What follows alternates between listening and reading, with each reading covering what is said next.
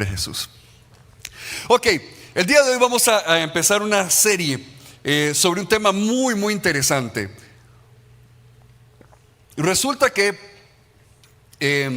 hace 1700 años sucedió algo que entonces estamos celebrando en este año. Estamos celebrando esos 1700 años de que fue redactado algo muy importante para la iglesia cristiana que se llama el Credo de Nicea.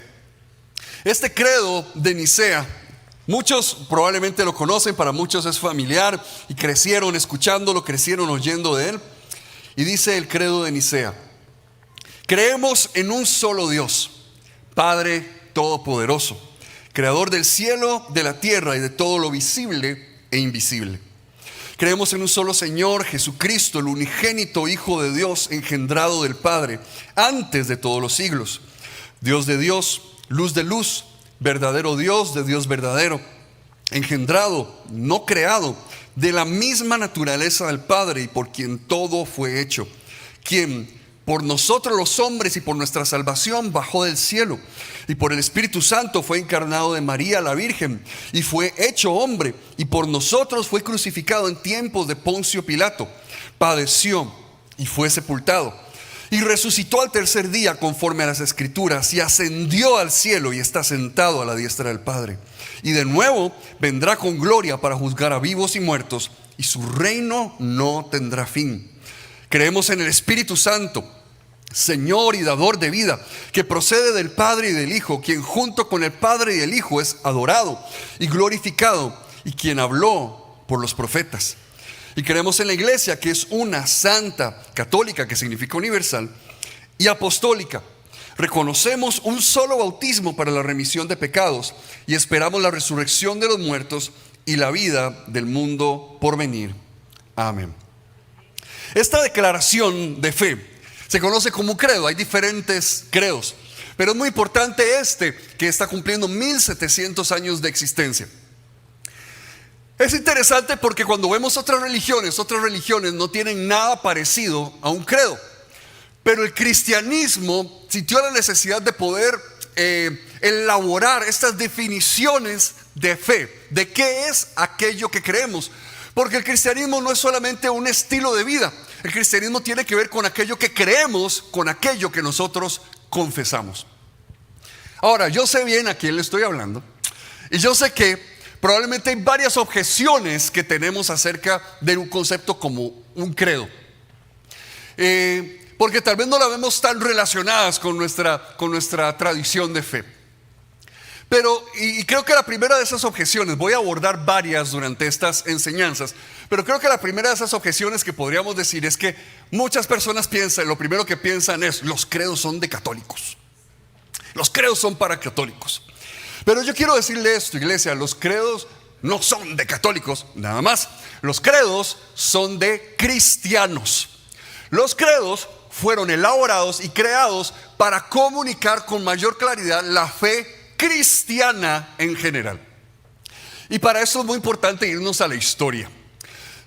Después de que el Espíritu Santo vino en el año 33 después de Cristo, tenemos varios momentos en los cuales se reunió la iglesia en general para tratar temas muy, muy importantes acerca de la fe. Y conforme iba creciendo el cristianismo y se iban dando también diferentes expresiones, se vio la necesidad de decir: esto es lo que creemos, esto es lo que confesamos. Y entonces por eso en el 325 después de Cristo se dio el concilio de Nicea, y ahí fue escrito este credo, el credo de Nicea. Después vinieron otros concilios, en realidad fueron 7 en general. Estos 3 fueron los que más ahí revuelo causaron. Y llegó el momento en el cual entonces se declararon, como se oficializaron lo que se llamaban 5 patriarcados, que eran los 5 grandes líderes que tenía la iglesia en diferentes áreas y regiones geográficas. Lo que pasa es que a través del tiempo se da este gran cisma por varias situaciones que se dieron entre estos líderes.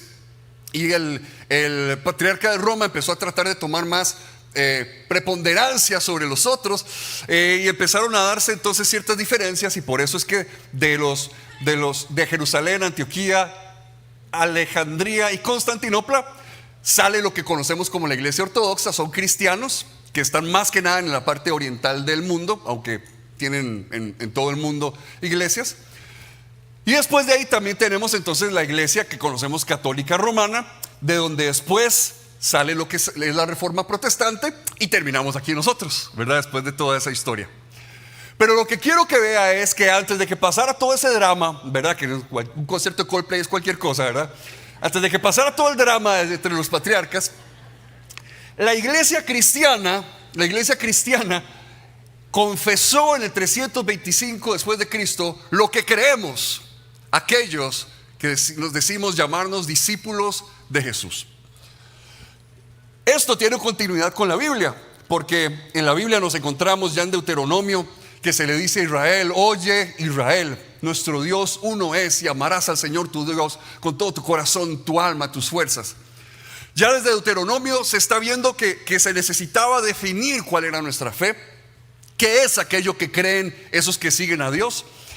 Y en el Nuevo Testamento vemos en Primera de Corintios, por ejemplo, Pablo que escribe palabras con las cuales él está expresando un credo, algo que a él se le enseñó. No son palabras que inventó Pablo, son palabras que él recibió de otros, que alguien le enseñó, alguien discipuló a Pablo para enseñárselas. También encontramos el himno de Filipenses, donde dice que Jesús, que Cristo siendo igual a Dios, no lo vio como algo a que aferrarse, sino que se despojó de sí mismo. Y se da toda esta declaración de fe de aquello que confesamos los cristianos. Y en Romanos 10:9 también se nos habla de la importancia de confesar a Jesús como nuestro Salvador, y cómo esa confesión está relacionada con nuestra salvación. Entonces, la segunda objeción es esta: si tenemos todos esos versículos, ¿para qué necesitamos un credo? Si ya tenemos la Biblia, ¿verdad? Entonces los hijos de la reforma vamos a pensar explícitamente en eso, ¿verdad?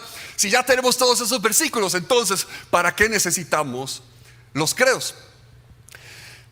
Resulta que todas las grandes herejías usan la Biblia. Si usted estudia las grandes herejías con las que se ha enfrentado la iglesia cristiana, se da cuenta de esto: todas usan la Biblia. Por eso es que también nosotros les decimos: hermano, tenga cuidado de no andar escuchando a la ligera cualquier persona, cualquier enseñanza en YouTube o donde sea, porque todas las grandes herejías usan la Biblia, y solo porque alguien use la Biblia no significa que esté enseñándola correctamente. Entonces se crearon los credos para abordar estas herejías directamente y enseñarnos cómo se interpreta la Biblia, enseñarnos cómo se debe interpretar correctamente la palabra de Dios. Y por eso estos credos entonces hablan de la forma en la que hablan, escogen palabras muy bien escogidas para enseñarnos cómo interpretar lo que la Biblia está enseñando. Y entonces por eso es que vemos esa importancia de poder recordar qué dicen estas confesiones de fe. Hay iglesias que sí aceptan estos credos. Obviamente está la iglesia católica, ¿verdad?, que lo confiesa. Está la iglesia metodista, está la iglesia anglicana, nosotros los pentecostales, ¿verdad?, personas que aceptamos y declaramos la fe de lo que confiesan estos credos. Hay otras iglesias que son anticredos, anticredo de Nicea. Por ejemplo, está la iglesia de los testigos de Jehová y de los mormones. Ellos explícitamente rechazan creer en esta confesión de fe. Y esto se lo digo porque yo entiendo que tal vez hay personas aquí que dicen: yo me sentiría más a gusto, no sé, en otro tipo de iglesia donde sea más litúrgica, o en otro tipo de iglesia donde se cante más, o donde se profetice más. Hermano, le voy a decir algo: Costa Rica ha sido bendecido con muchísimas iglesias muy buenas. Y si en algún momento se siente esa necesidad, con muchísimo gusto le ayudamos a poder encontrar una iglesia tal vez donde usted se sienta más cómodo. Eso no es ningún problema.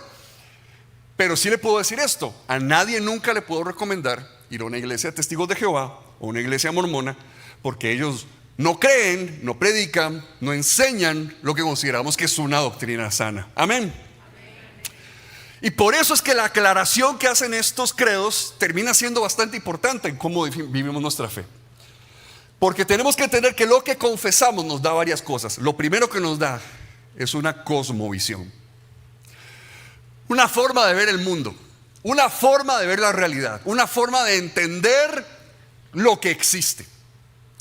Y hacemos una primera declaración: creemos en un solo Dios. Cuando estamos diciendo esto, ya estamos diciendo palabras muy grandes. Porque lo primero que estamos reconociendo es que estamos diciendo: yo soy de los que cree que Dios existe. ¿Habrá alguno más de esos acá presente? Yo soy de los que cree que Dios existe. Y esta declaración es muy importante, especialmente hoy en día, donde estamos viendo varios tipos de ateísmos que se levantan en medio de nuestra cultura. Y esta declaración, Dios existe, creemos en un solo Dios, está declarando una gran verdad, que nos estamos resistiendo a la idea de que no existe Dios, de que no hay un Dios en los cielos. Y entonces hay varios tipos de ateísmo que resistimos. Bueno, 4 tipos de ateísmo que se resisten entonces con esta declaración. Uno se conoce como el ateísmo científico. Con esto estoy hablando del ateísmo científico, no de la ciencia, porque la ciencia y la fe no tienen ningún problema, porque la ciencia estudia la creación, y estudiar ciencia es una forma de adoración al Creador. Así que el problema no es con la ciencia. Pero hay un ateísmo científico, ¿verdad?, que usa la ciencia como una excusa para el ateísmo. Y una de las cosas que dice es que es que ustedes creen en el Dios de los huecos. El Dios de los huecos, el Dios de los hoyos. ¿Qué significa eso? Que el ser humano, cuando no entiende algo, dice: es Dios, ¿verdad? Entonces, usted no sabe cómo funciona el microondas, ¿verdad? Usted nada más aprieta ese botón y de repente sale la comida caliente. Usted dice: gloria a Dios, está el Espíritu Santo calentando esa carajada. El Dios de los huecos entonces es cuando el ser humano no entiende por qué cae un rayo y dice: Dios está enojado. Cuando el ser humano no entiende por qué llueve y entonces dice: Dios está feliz. Y entonces lo que enseña esa forma de pensar es que mientras más descubre la ciencia, más pequeño se hace Dios, porque más entendemos cómo funciona la naturaleza. Pero los que tenemos esta cosmovisión que declaramos Dios existe, en realidad no pensamos así. Le voy a dar un ejemplo. Cada vez que yo me siento a comer, yo hago una pequeña oración y le doy gracias a Dios por haberme provisto de alimentos. ¿Alguien más hace algo así cuando se sienta a comer? Ok. Eso significa que yo le dé gracias a Dios porque me proveyó los alimentos. Significa que yo me senté en esa mesa y dije: a ver, Señor, ¿con qué me vas a alimentar hoy? Y que bajó así un pájaro del cielo con una caja de rostipollos, ¿verdad? Y yo: gracias, Dios. O que apareció un plato de comida así mágicamente. No tiene nada de mágico. Cuando yo me siento a comer, yo sé muy bien por qué llegó ese plato de comida a mi mesa. Yo puedo explicar perfectamente cómo ese plato apareció. Porque ese plato apareció porque yo salí a trabajar durante todo el mes, me esforcé, hice lo mejor que pude para cumplir con mis responsabilidades en mi trabajo. A final de mes me pagaron mi salario, agarré ese salario, me fui a un supermercado, compré la comida, la puse en un carrito, me la llevé para la casa, la cociné, la preparé, la serví en un plato y ahí estoy en la mesa. Y entonces, ¿por qué le da gracias a Dios por haber provisto? Si no fue su trabajo, no fue su esfuerzo, no fue usted haciendo las compras. No tiene nada de mágico, pero igual yo le doy gracias a Dios por eso. ¿Por qué? Porque esa es mi cosmovisión. Porque yo estoy convencido de que Dios me dio la vida para salir a trabajar, me ha dado las fuerzas, me ha dado propósito, me ha dado los talentos, que Dios estuvo conmigo en el supermercado, que Dios estuvo conmigo cocinando, que Dios está conmigo en ese momento que estoy comiendo. Y aunque yo sé explicar exactamente cómo llegó ese plato de comida a mi mesa, igual le doy gracias a Dios por su provisión. Porque yo no veo a Dios solo en lo que no entiendo, yo veo a Dios aún en lo que entiendo muy bien, en lo que sé explicar perfectamente. Dios está en todo, Dios rodea toda mi vida, su presencia es donde yo recibo vida. Él está siempre conmigo y por eso yo lo veo en cada área, y cada segundo y cada instante de mi vida. Eso es tener una cosmovisión, una forma de pensar donde vemos a Dios en todas las cosas. Y por eso, si una persona viene y me dice: pastor, Dios, yo fui sano de una enfermedad, en serio, contame qué pasó. Oraron por mí y todo lo que apareció en los exámenes desapareció desde que oraron por mí. Yo digo: démosle gloria a Dios. Otra persona viene y me dice: soy sano de una enfermedad, contame qué pasó. Bueno, tuve estos síntomas y recibí este tratamiento médico y el tratamiento fue efectivo y ya soy sano y ya superé esa enfermedad. Y yo digo, démosle gracias a Dios. ¿Por qué? Porque así como el plato de comida yo lo sé explicar perfectamente y yo puedo decir, bueno, esa sanidad vino a través del tratamiento. Yo creo que la mano de Dios estuvo en ambas cosas. Yo creo que la mano de Dios está en aquello que no tenemos capacidad de explicar y en aquello que sabemos explicar muy bien, porque Dios está rodeando toda nuestra vida. Amén.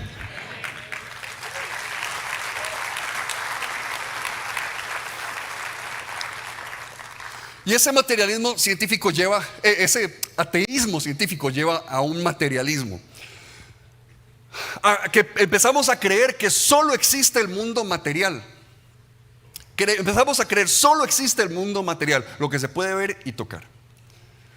Y un autor lo explica muy fácil. Un autor dice: antes teníamos almas, después tuvimos mentes y ahora solo tenemos cerebros. Así ha cambiado nuestra forma de pensar. Antes teníamos almas, después tuvimos mentes y ahora solo tenemos cerebros.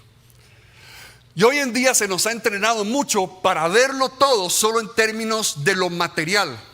Y ahora entonces no existe ni siquiera el amor, ¿verdad?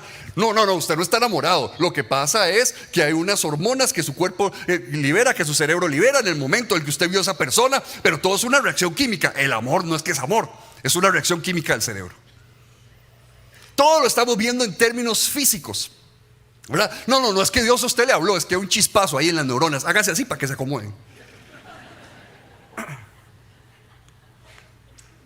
Cuando decimos Dios existe, estamos diciendo también que existe más que solamente el mundo material.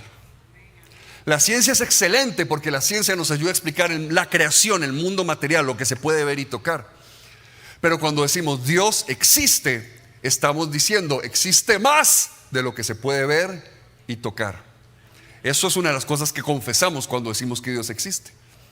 De hecho decimos creador de lo visible e invisible. Otro tipo de ateísmo es el ateísmo humanista. Y ese es el que dice, bueno, Dios es solo una proyección. Dios es solo una proyección porque los seres humanos se imaginan cuáles son las mejores cualidades que puede tener un ser humano y todas se las ponemos a esa idea de Dios. Entonces Dios es simplemente como el ser humano perfecto que podría existir. Es solo una proyección que hace la humanidad. Bueno, los que creemos que Dios existe, en realidad lo que creemos es que Dios no es una simple proyección, sino que creemos en algo que se llama revelación. Creemos que Dios se ha revelado a la humanidad. Y Dios se ha revelado primero a través de la naturaleza, porque los cielos cuentan la gloria de Dios y el firmamento anuncia la obra de sus manos. Amén. Así que la creación misma nos grita que hay un creador. Dios se ha revelado a través de la Biblia, a través de las escrituras. Nosotros encontramos y conocemos de quién es Dios y cómo buscarlo a Él. Y Dios sobre todas las cosas se reveló a través de la persona de Jesucristo, nuestro Salvador. Y si corremos a Él, tenemos esa salvación y esa vida eterna. Cuando decimos Dios existe, estamos declarando también que Dios se ha revelado, porque la única forma de conocer a Dios es que Él decida mostrarse. Y estamos diciendo Dios ha decidido mostrarse a la humanidad. Y cuando Dios se revela, lo único que podemos hacer es responder con fe. Amén.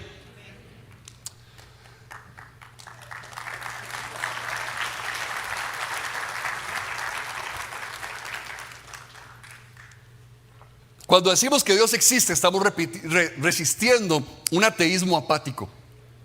Ese es el que es una indiferencia. Bueno, y si Dios existe o no existe, ¿qué importa? O sea, no importa, tengo otras cosas más importantes que hacer, tengo cosas que vivir, tengo cosas con las cuales llevar mi vida. Ya es un ateísmo que es una apatía del corazón. Pero los que creemos que Dios existe, también estamos declarando que entonces, como Dios existe, significa que tenemos que vivir vidas en agradecimiento y responsabilidad delante de ese Dios creador. Significa que no vivimos vidas apáticas y como, bueno, yo me preocupo por mis cosas. Dice, existe Dios, que exista. No. Cuando confesamos que Dios existe, estamos confesando también que nuestra vida es adoración para Él, que todo lo que somos existe y es creado para Él. Por eso vivimos en agradecimiento y por eso vivimos tomando responsabilidad por nuestra vida. Amén. Y por último, resistimos el ateísmo protesta. Y ese es donde más problemas nos encontramos a veces, los cristianos. Y ese es el que dice: no puede existir un Dios bueno y todopoderoso en un mundo tan lleno de dolor. ¿Cómo puede existir un Dios bueno y todopoderoso cuando hay tanto dolor en el mundo? Y la verdad es que hay momentos donde a uno se le mueve el piso y donde uno se encuentra con un dolor tan grave en su propia vida o en la vida de familias, de personas a nuestro alrededor, que uno tal vez a veces sí se ha preguntado: ¿cómo existe un Dios bueno si hay tanto dolor? Pero es que cuando estamos declarando que Dios existe y venimos a la palabra de Dios, nos damos cuenta que sí, la palabra reconoce que existe el dolor, que existe el mal, pero también nos presenta un Dios bueno que está profundamente involucrado en sanar el dolor de toda su creación, al punto que el Padre dio a su Hijo unigénito para que todo aquel que en Él crea no se pierda, sino tenga vida eterna. Así de comprometido está Dios con la salud, con la sanidad, con la bendición de su creación. Ese es el Dios en el que nosotros creemos. Y vamos más allá, porque estamos diciendo: creemos en un Dios. Y esto es muy incómodo, es políticamente incorrecto decirlo hoy en día. De hecho, hay personas que hasta piensan que es incorrecto evangelizar a alguien, porque ¿cómo le voy a imponer a otra persona mis creencias cuando esa persona tiene su propia cultura, tiene su propia forma de ver el mundo?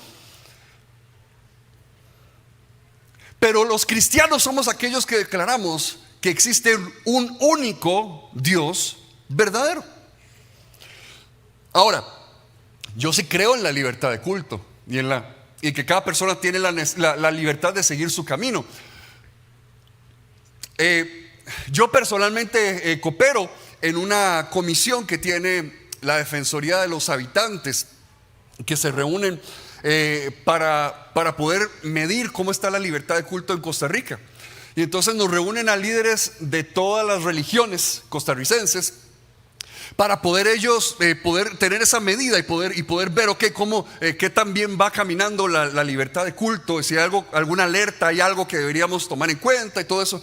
Entonces los diferentes líderes religiosos comparten de sus vivencias, de cómo han estado experimentando todo. Y me parece muy importante ser parte de eso y poder colaborar en eso, porque claro que sí, es algo que sí deberíamos buscar como sociedad para poder vivir en paz. Pero hay una frase que ellos usan, que yo entiendo que son pues otro tipo de profesionales o políticos los que dirigen ese tipo de escenarios, no son teólogos necesariamente. Hay una frase que ellos dicen: al fin y al cabo todos creemos en Dios. Pero lo dicen como con un tonito que básicamente están diciendo: todos creemos en el mismo Dios, nada más que con diferentes nombres. Todos creemos en el mismo Dios, pero con diferentes etiquetas. Y muchos cristianos creen eso.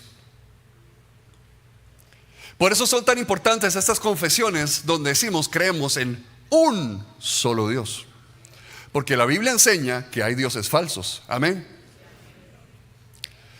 Y le voy a decir algo: usted tiene todo el derecho de creer y adorar en el Dios Silla, pero el Dios Silla lo único que te puede proveer es dónde sentarte. Si usted está buscando salvación y vida eterna, hay un único camino, una única verdad, y ese es Jesucristo, el único que es capaz de dar vida.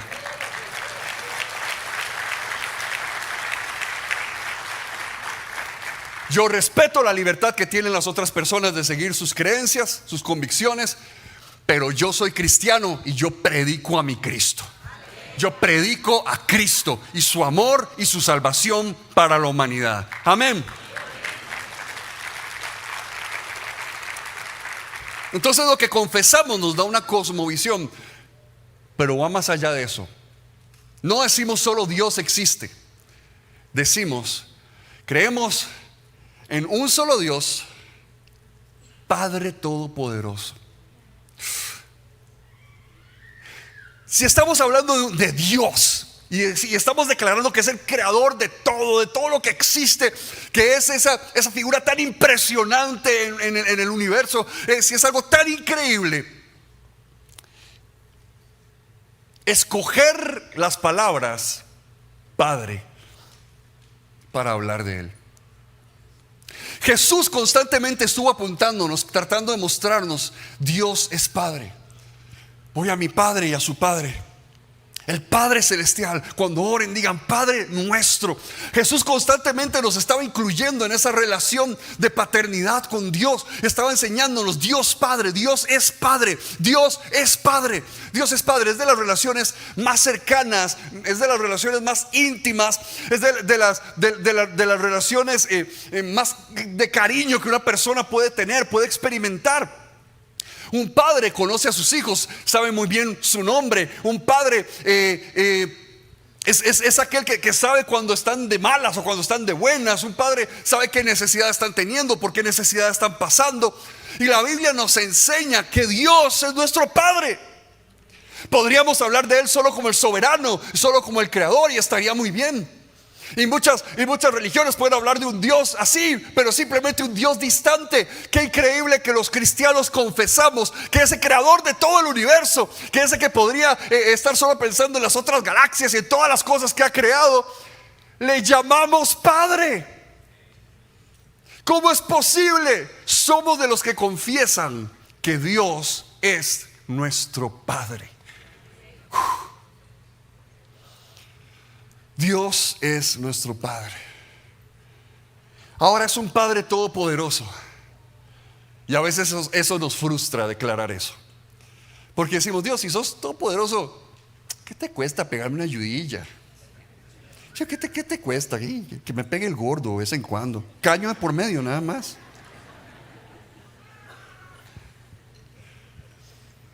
Hay un autor que se llama C.S. Lewis que dice que nosotros lo que queremos no es un Padre celestial.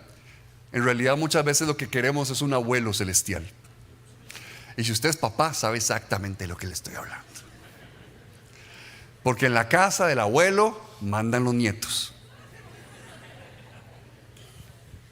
Uno va y deja a los chiquillos donde los abuelos, y en la noche ya uno sabe que duerme mal.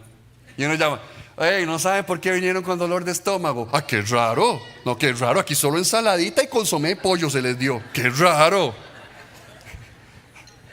¿No saben por qué vinieron de chicha, como todos desvelados? Ah, qué raro, aquí a las 8 están acostados. Yo no sé qué habrán hecho ellos en el cuarto. No, jamás. Y no, sí, está bien, ¿verdad? Y a veces nosotros, precisamente ese es el Dios que queremos. Pero C.S. Lewis nos recuerda eso, nos dice: es que no tenemos un Dios abuelo celestial, tenemos un Dios Padre celestial.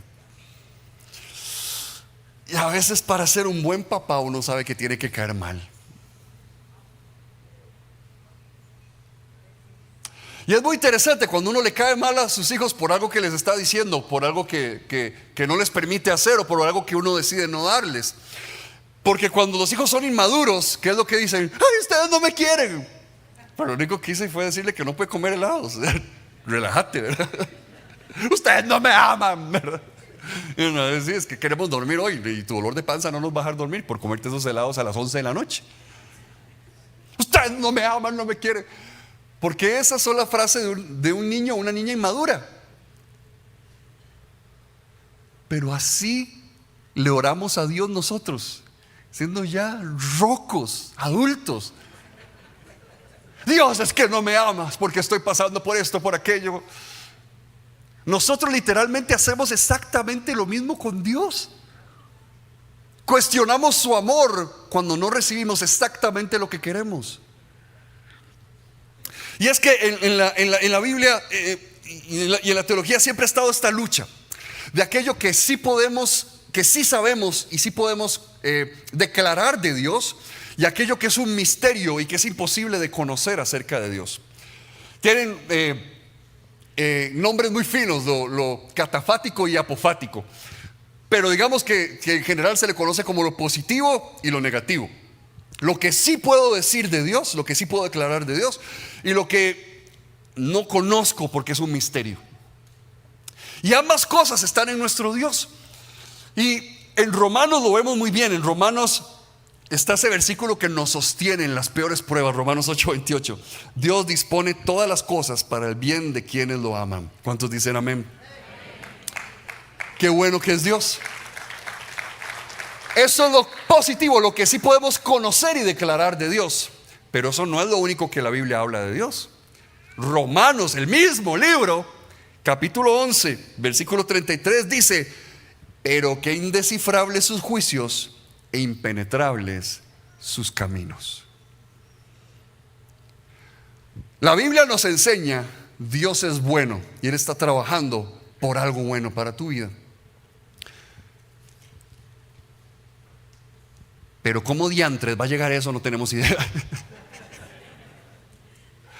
Y esa es la gran lucha, que nosotros vemos este camino indescifrable, inescrutable, y decimos: ay Dios, ¿cómo de aquí va a salir algo bueno? ¿Cómo de aquí va a salir algo que realmente me presenta un Padre bueno? Pero ese es el asunto, esa es nuestra fe. Por eso vivimos por fe, porque decimos: puedo declarar esto de Dios. Dios es bueno, Dios es fiel, su misericordia es para siempre, Él es mi Padre y me ama. Pero no tengo idea de cómo está haciendo las cosas. Pero a pesar de que no entiendo cómo Dios lo está haciendo, yo decido confiar en Él, porque declaro que Él es bueno, fiel, su misericordia es para siempre.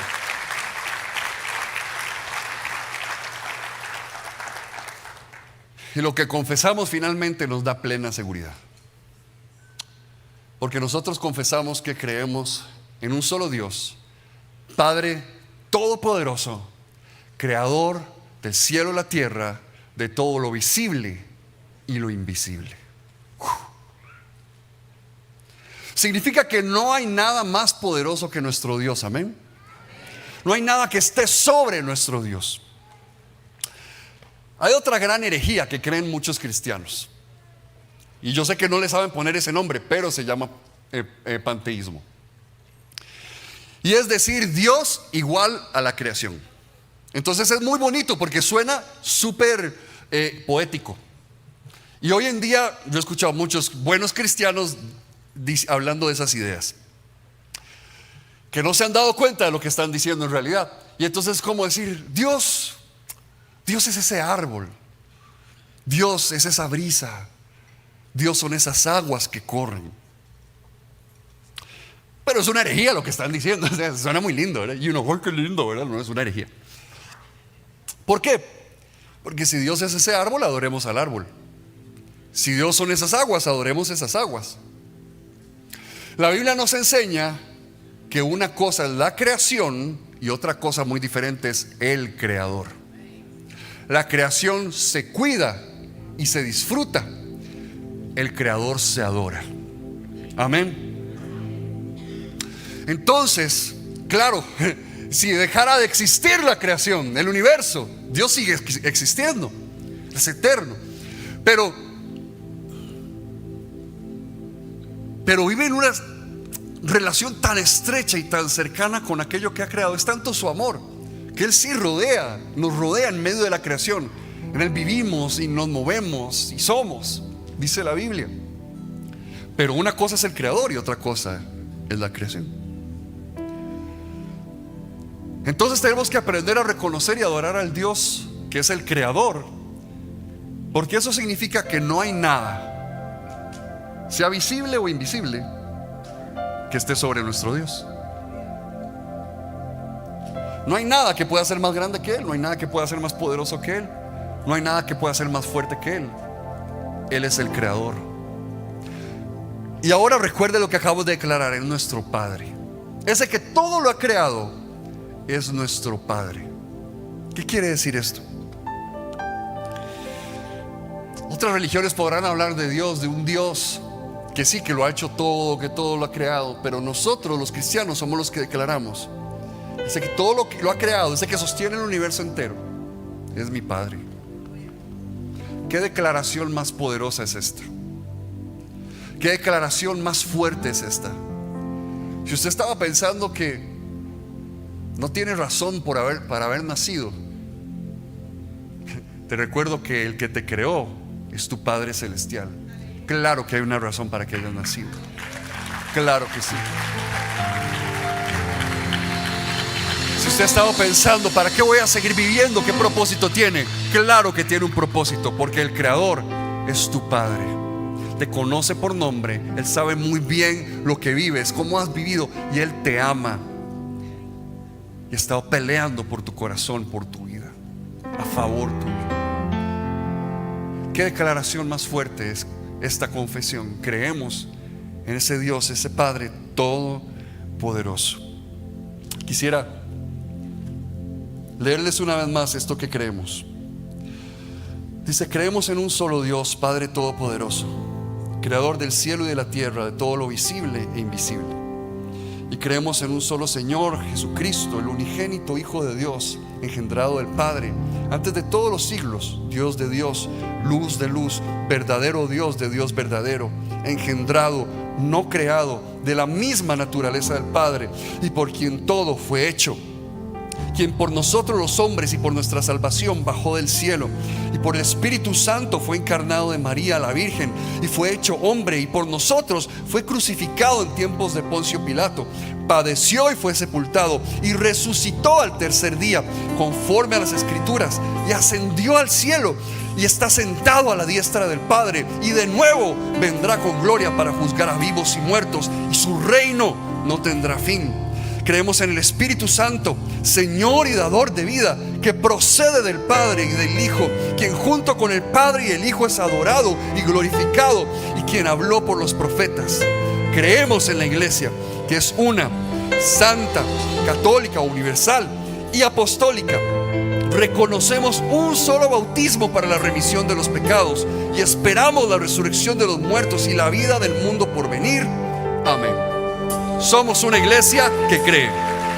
Pongámonos de pie. Vamos a cantar.